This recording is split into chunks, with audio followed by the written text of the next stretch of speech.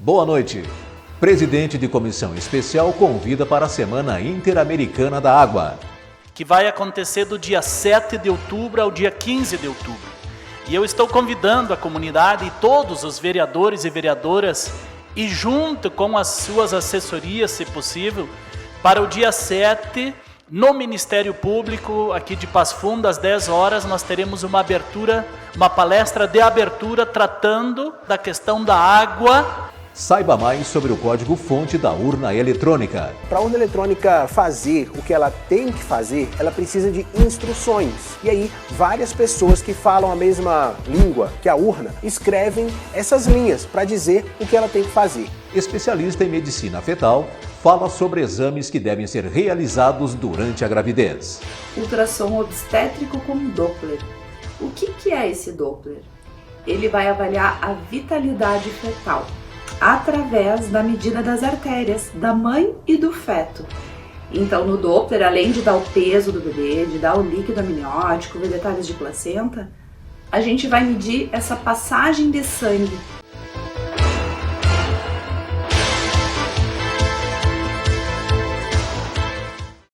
Durante a sessão plenária de ontem, o presidente da comissão especial denominada Frente Parlamentar Mista dos Recursos Hídricos falou sobre a Semana Interamericana da Água. Wilson Liu mencionou as atividades programadas entre os dias 7 e 15 de outubro. Nós, pela Comissão Especial dos Recursos Hídricos, junto com a Agenda 21, GESP, Secretaria do Meio Ambiente, Bacia do Rio Passo Fundo e outros parceiros também, nós organizamos a Semana Interamericana da Água, que vai acontecer do dia 7 de outubro ao dia 15 de outubro. E eu estou convidando a comunidade e todos os vereadores e vereadoras, e junto com as suas assessorias, se possível, para o dia 7, no Ministério Público, aqui de Passo Fundo, às 10 horas, nós teremos uma palestra de abertura tratando da questão da água, da importância da água para o desenvolvimento de Passo Fundo e da região. Então, no dia 7, no dia da abertura, vereador Luizinho, lá no Ministério Público, no auditório, todos os vereadores, os assessores, e também divulguem nas redes sociais de vocês, convidando a comunidade. Eu também quero fazer um convite especial para dentro da Semana da Água, no dia 10, nós teremos a tribuna popular aqui, usada pela Agenda 21, solicitada pelo, agora de novo, vereador Colucci, que foi sensível, era um dos que ainda tinha disponível, e se dispôs a acolher essa importante demanda dos grupos que trabalham com essas questões ambientais. Logo em seguida, teremos o grande expediente da vereadora Janaína, que vai estar tratando essas questões, Agenda 21, e essas questões da água, e essas questões ambientais todas, que ela está combinando direitinho com o pessoal da Agenda 21 e GESP. Então, será um momento bem importante, com certeza será uma reflexão muito bem preparada e muito bem conduzida, porque todos nós conhecemos a capacidade da nossa colega. Neste mesmo dia, às 18h30, teremos do vereador Ernesto a sessão solene aqui, homenageando os 15 anos da Agenda 21. Então, a Agenda 21, ela é um programa permanente, que vai pautando a comunidade, na comunidade, com a comunidade, as grandes questões ligadas ao meio ambiente, especialmente a questão dos nossos mananciais, das nossas matas, todas as questões ambientais, enfim. Passo Fundo está num espaço estratégico e é importante nós valorizarmos isso. E ainda dentro da Semana da Água, da Semana Interamericana, nós vamos fazer no dia 15, é um sábado, das 10 às 16 horas, um grande momento lúdico, mas também de formação de consciência, lá no Parque da Gari. Vai ter o momento do abraço ao lago, vereador Vitor, que ali tem 5 nascentes que depois vão alimentar o rio Jacuí, então nós vamos fazer isso. O vereador Alberi já fez contato com 3 grupos de escoteiros, para essa meninada, junto com seus instrutores, estarem presentes nesse momento. Então toda a comunidade está convidada para este momento. No Jornal da Câmara de ontem, você conheceu a diferença entre eleições majoritária e proporcional. Hoje vamos esclarecer algumas dúvidas de quem irá votar neste domingo. Este material também foi produzido em parceria com o TSE. Pode celular na sessão eleitoral ou não? Pode, gente. Pode sim. Tem gente dizendo por aí que o celular foi proibido no dia da eleição e que é para deixar em casa, mas isso é fake, tá bom? O eleitor pode levar o celular no dia da eleição até a sessão eleitoral, mesmo porque muita gente vai precisar dele para utilizar o e-título. O que não pode é levar o aparelho para a cabine de votação. Isso não é novidade. A proibição está na Lei das Eleições de 97. E essa lei não fala só de celular, não. Proíbe também máquinas fotográficas, filmadoras ou qualquer dispositivo de comunicação que possa ser usado para quebrar o sigilo do voto que é previsto na Constituição. Então, quem chegar com o celular e principalmente com o e-título, por exemplo, como é que vai fazer? Simples. Na sessão eleitoral você vai apresentar o e-título ao mesário e seu aparelho fica com a mesa receptora, igual acontece com os outros documentos. Depois de votar, o aparelho é devolvido. Tem alguma dúvida sobre como votar nas eleições desse ano? O TSE e o Google podem te ajudar. Quando você pesquisa por informações sobre como votar em uma urna eletrônica, votar sem título, votar no exterior e votar em trânsito, por exemplo, a primeira coisa que aparece na busca é a informação oficial do TSE sobre cada assunto. É conteúdo confiável para você saber tudo o que precisa antes de chegar na cabine de votação. Não deixe que as dúvidas te atrapalhem na hora de votar. Você consegue entender alguma coisa nessa imagem?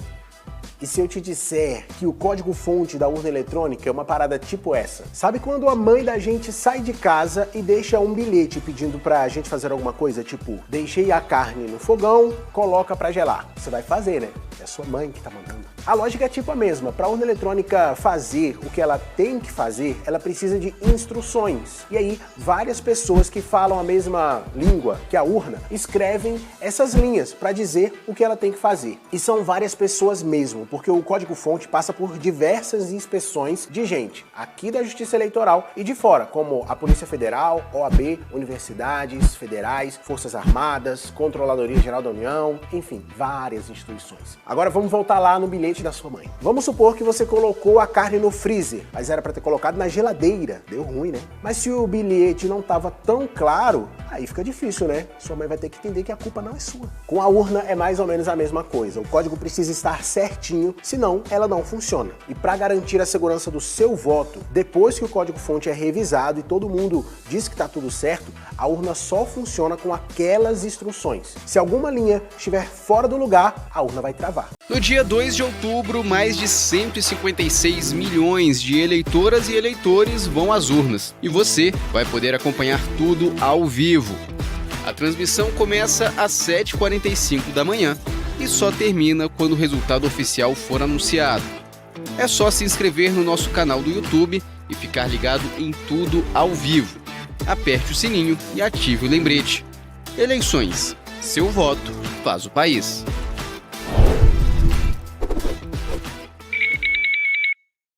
Depois do intervalo, especialista fala sobre os exames que devem ser realizados durante a gravidez.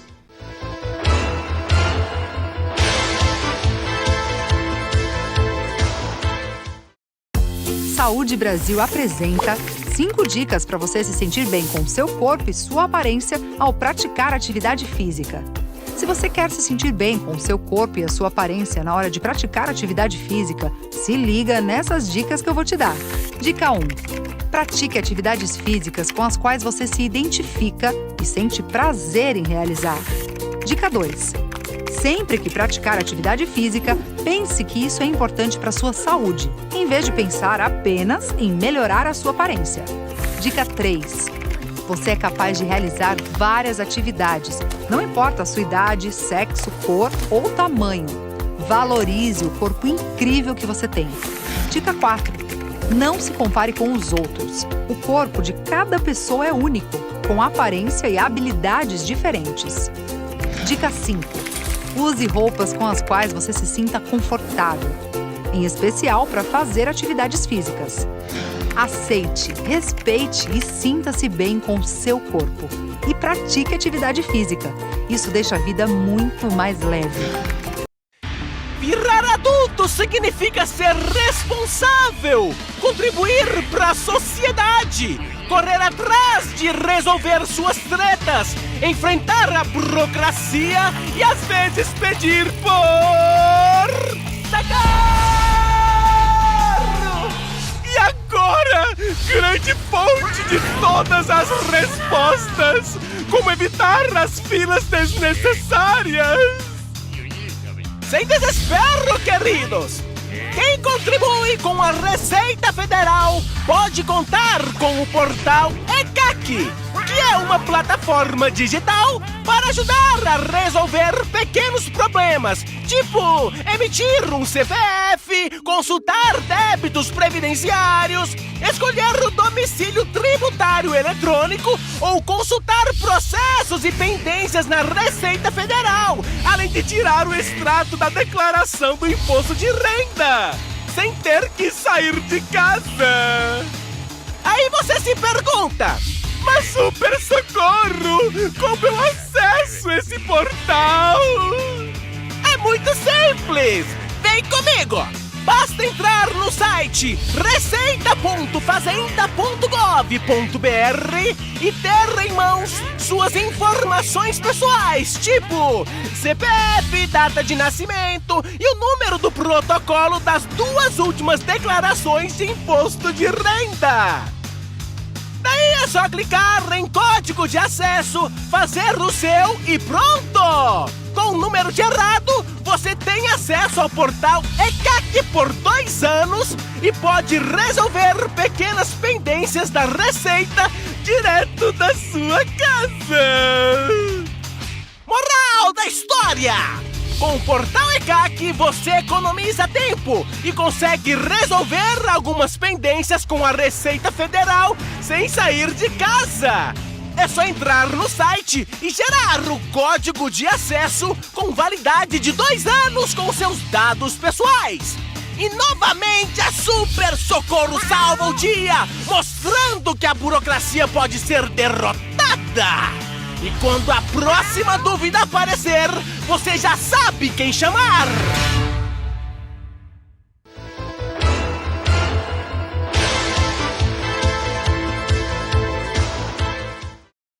Os exames na gravidez são importantes para que o obstetra acompanhe o desenvolvimento do bebê e a saúde da mulher. Por isso, nós pedimos que uma especialista em medicina fetal fale sobre os principais ultrassons que devem ser realizados neste período. Para começar, então, o ultrassom obstétrico transvaginal de primeiro trimestre é essencial que a gente realize entre 6 e 10 semanas para que se saiba o número de fetos, de embriões no caso, para saber se tem algum descolamento de placenta e para dar a idade gestacional, que é a principal informação que vai guiar toda a gestação. Então, com essa idade gestacional dada no primeiro trimestre, é que a gente vai calcular sempre quantas semanas a gestante se encontra.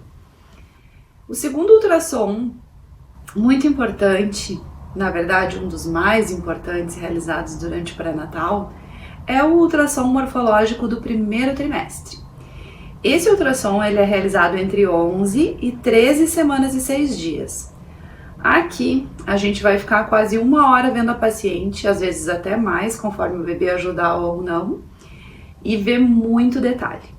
É nessa época e nesse exame que a gente faz o cálculo de risco de síndromes, tão famoso e tão temido pelas mães, porque elas querem ver se tá tudo bem. Nesse cálculo de risco de síndromes, a gente faz visualização de marcadores para essas doenças genéticas, então que são a translucência da nuca, o osso nasal, o fluxo cardíaco de uma válvula chamada tricúspide e uma veinha da barriga chamada ducto venoso. Então esses 4 marcadores, eles depois vão ser colocados em uma calculadora, num software, que vai dizer se esse bebezinho vai ter chance aumentada para síndromes ou não. Nesse morfológico, também a gente faz o cálculo de risco de pré-eclâmpsia. O que é a pré-eclâmpsia? é a doença de hipertensão específica da gravidez. Então a gente vai fazer o Doppler para ver as artérias uterinas, as artérias da mãe, e também coloca esses resultados nessa calculadora desse software. E ali vai sair uma estimativa numérica dizendo se esse bebê tem chance aumentada para síndromes e se essa mãe tem chance aumentada para ter pré-eclâmpsia. Então, mais ou menos no primeiro trimestre são esses 2 exames. Na sequência, a gente faz o ultrassom obstétrico, que ele não é obrigatório, né? Mas se a grávida quer muito saber o sexo ou por algum motivo quer ir acompanhando o peso, quer ir acompanhando o líquido amniótico, ele pode ser feito, tá? A qualquer momento da gravidez, o obstétrico ele pode ser feito. Então, a gente vai dando a sequência. O segundo ultrassom importantíssimo, mais importante da gestação, é o morfo do segundo trimestre. Esse é feito entre 18 e 24 semanas. Nessa época, a gente vai fazer todas as medidinhas detalhadas dos órgãos do bebê. Vai medir várias estruturas cerebrais, vai medir olho, nariz, ver boca, tireoide do bebê, detalhes do coração, pulmões, vai medir braço, antebraço, pé, perna, coxa, vai ver estômago, intestino, rins, cordão, bexiga, todos os órgãos, genitália, tudo que dá pra gente ver vai ser visto aqui, tá? É uma época que o bebê ainda ele não é muito grande, então é muito bom de ver a anatomia fetal nessa época. Também faz parte do exame morfológico de segundo trimestre o transvaginal para medir o colo do útero dessa grávida. É essa medida de colo de útero que vai dizer pra gente se ela tem chance para ter o bebê prematuro. Então, nessa época, caso esse colo dê alterado, a gente já tem que entrar com algumas medidas que o obstetra vai formalizar e vai organizar para que evite esse trabalho de parto prematuro. Próximo exame que pode ser feito, e aí então a depender, né? Tem pacientes que têm problemas de saúde, por exemplo, hipertensão, diabetes, trombofilia, lúpus, é o tão famoso ultrassom obstétrico com Doppler. O que é esse Doppler? Ele vai avaliar a vitalidade fetal através da medida das artérias da mãe e do feto. Então, no Doppler, além de dar o peso do bebê, de dar o líquido amniótico, ver detalhes de placenta, a gente vai medir essa passagem de sangue da mãe para o bebê. E ele pode ser feito em qualquer momento da gravidez, o Doppler, tá? Geralmente vai se acompanhando a partir de 26, 28 semanas, nesses casos que as pacientes têm alguma doença. Também podem ser feitos, mas então não são obrigatórios, né? É o 3D, 4D, que eu costumo dizer que é o exame mais bonito da gravidez, porque vai ver o rostinho do bebê colorido, a mãozinha colorida, como se fosse uma câmera dentro do útero filmando, né? Ele é rosadinho, amareladinho, parece que ele reconstitui a pele do bebê. Então é aquele ultrassom que arranca suspiros, mas esse não é obrigatório, ele é opcional. Também, e não menos importante, o ecocardiograma fetal, ele é realizado pela cardiologista fetal, de preferência entre 26 e 30 semanas no máximo, e ele é indicado para todas as gestantes, inclusive as que não têm fator de risco, porque as malformações de coração de bebê são as mais prevalentes, as mais comuns. Então é indicado que todas façam esse exame. No decorrer do terceiro trimestre, podem ser feitos ultrassons obstétricos simples, que vão dar medidas do bebê, peso e líquido amniótico. E, conforme aquilo que eu havia comentado antes, se a paciente tem alguma doença ou tem alguma coisa que não está acontecendo bem dentro do esperado na gravidez dela, se faz o Doppler, que vai avaliar a vitalidade, a passagem de sangue. Então, basicamente são esses os exames de imagem, partindo de um pressuposto que está indo mais ou menos bem a gravidez, que o bebê não tem nenhum problema.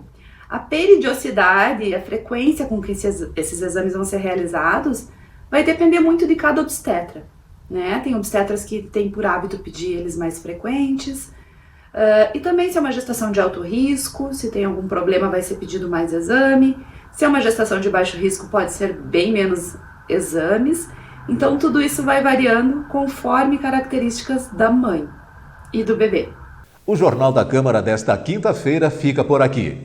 Amanhã, o juiz eleitoral traz as principais informações sobre o que pode e o que não pode na votação deste domingo. Uma ótima noite a todos.